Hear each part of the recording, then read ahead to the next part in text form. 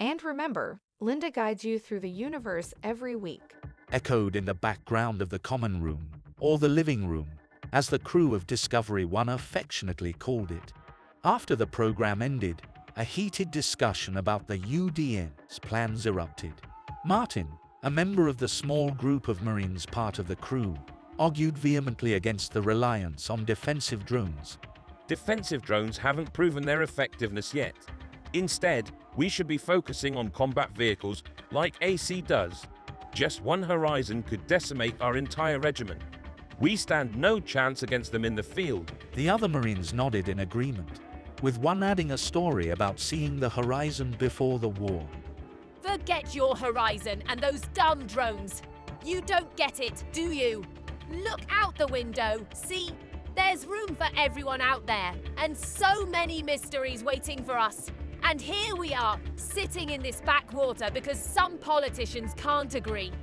Katerina couldn't stand the situation any longer and left the room in search of solitude, a small space where she could be alone. Katerina grew up hearing stories of astronauts who spent months on space stations, crammed into small rooms. She found it admirable, astonishing even. Generations of humans striving to explore the unknown, pushing the limits of human capability, risking their lives for the future and science. All her life, she dreamed of joining the Starfleet, and despite a challenging childhood, she made it. She worked hard and studied tirelessly to achieve her goal. The day she stood at the Square of Hope, hearing her name during the induction ceremony into the Starfleet, she was the happiest person alive. In the days that followed, she was too excited to sleep, dreaming of exploring Pluto or traveling to Europa. Yet, she was dismayed to confront a reality far from the glamorous Starfleet recruitment videos or the awe-inspiring stories of heroes from movies. No polished rooms, no journeys beyond the edges of human knowledge. Reality was endless patrolling of mining ships and securing star routes. It wasn't about exploring the unknown or the greater good of humanity. It was about money and power. Thousands of years of human evolution, and we're still the same animals. The ship itself was a disappointment. The promotional videos of the Discovery boasted of its flight capabilities and spacious accommodations for the crew, not to mention the shield, the pinnacle of human knowledge, something out of sci-fi. But the reality was quite different. The ship was a collection of 6 small rooms, and the whole concept needed a redesign. It wasn't suited for long exploratory missions beyond the solar system. After just a few weeks on a mission, the recycled oxygen and the presence of humans started to become noticeable.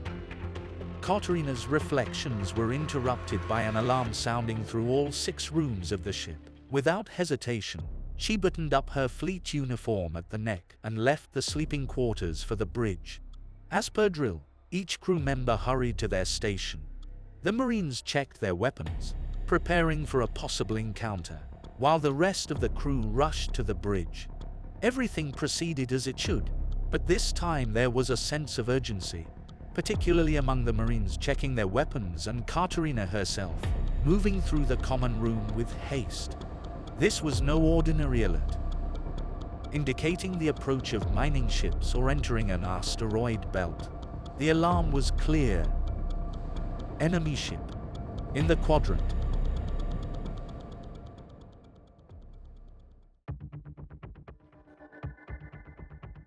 Lieutenant Wilson reporting for duty, sir. Katerina saluted upon entering the bridge, a pentagonal cabin brimming with monitors and control panels, arranged around 3 stations that echoed the room's unique shape.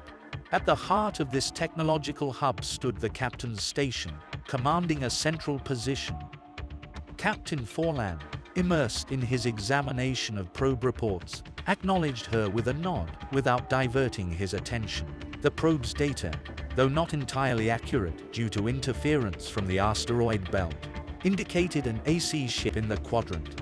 A spider, as they referred to it because of its appearance reminiscent of a spider, had entered the area. 2 mining ships were present, and their task was to protect them and, if possible, neutralize the Spider. The excitement in the cabin was palpable. Encounters between two space combat ships were rare.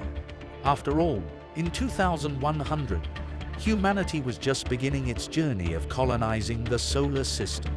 While mining ships were increasingly common, combat ships were still few and far between. Katerina took her seat, immediately issuing coordinates to the mining ships. After the initial orders, a chilling silence filled the cabin. The crew was busy, and it was only the strain of the ship accelerating, causing the core to increase its output to 75%, that broke their concentration. Samuel reported nervously to the captain that the shields were ready for deployment, but the captain remained silent.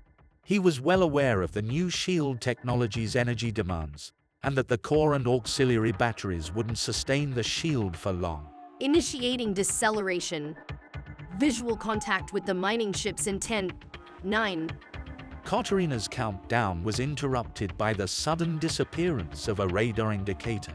With a bad feeling, she stood up and looked out the window. In an instant, an unusual light appeared from behind a large asteroid, and she froze. The world narrowed to a tunnel, and the sound in the room quieted down. The red light of a laser beam illuminating the small asteroids around, aiming directly at Discovery 1. In the background, she heard the captain scream for an evasive maneuver, but it was too late.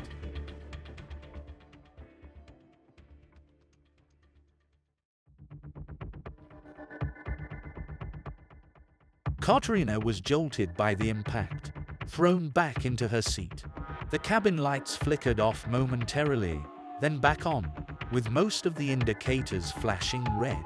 The computer listed damages, and Katerina snapped back to reality, performing an evasive maneuver followed by the captain's curse. The ship gently accelerated, matching the enemy's speed, and the cabin was bathed in the soft yellow light of the shields at 100%. The captain didn't hesitate, ordering Katerina to execute an attack maneuver and giving the command to fire. The ship shook with the discharge of our laser cannon, and a red flash filled the room. The shot hit its target, and the contours of the Spider, now visible at a distance, were finally revealed. The Spider increased its speed, followed by the Discovery, and both ships maneuvered through the asteroid belt on a parallel course. Each ship tried to improve its position for another laser shot. Katerina, shaking off the initial shock, was in her element, performing all necessary maneuvers with ease as if everything depended on her actions, which indeed it did. Discovery 1 was the UDM's only ship in the asteroid belt.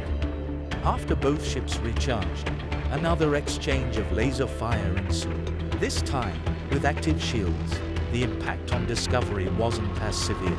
The shields blocked most of the damage, and aside from minor damage to a wing, Discovery withstood the attack. The same couldn't be said for the Spider, which took a direct hit without shields, damaging its propulsion system as it began to slow down, leaving a strange trail behind. The Discovery's cabin erupted in cheers as another shot found its mark. However, Katerina was shocked by the captain's expression, who remained tense. She executed another maneuver, realizing the situation. Their laser shots were not as powerful as the Spider's, and the shields couldn't sustain much longer with the core maxed out and energy reserves at half. Discovery's shields could withstand only one more hit. The captain's glance conveyed a clear message, and Katerina understood what needed to be done. That's why he chose her, a young academy cadet over seasoned navigators from mining ships. Katerina nodded and executed the maneuver. She knew there was another option. They could have easily fled. Even though both ships were similarly matched in speed, Discovery could recharge its batteries even at full speed. However, that would mean abandoning the crews of the mining ships to certain death. Instead, Discovery charged at full speed towards the Spider, within range of the machine guns. Another exchange of laser fire ensued, now accompanied by full machine gun turret fire. The machine guns, primarily for support missions against infantry or to intimidate smugglers and mining ships, had little effect against the full armor of the Spider or Discovery.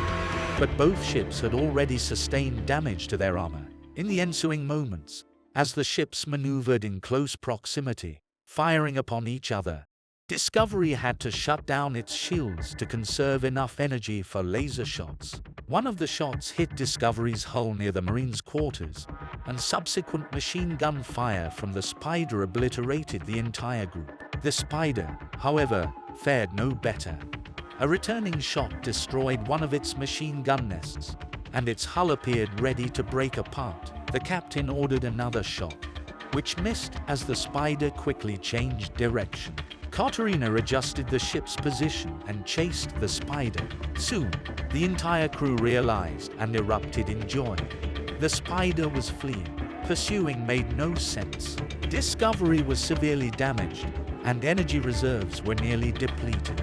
While the core remained undamaged and operational at 100%, chasing at full speed would leave no energy for the laser cannon. Katerina breathed a sigh of relief, slumping into her chair, staring at her trembling hands, gasping for breath. Luck was on her side today, and she survived, but the same couldn't be said for Martin and the rest of the Marines, found sitting in their seats with their belts fastened and their bodies riddled with bullets.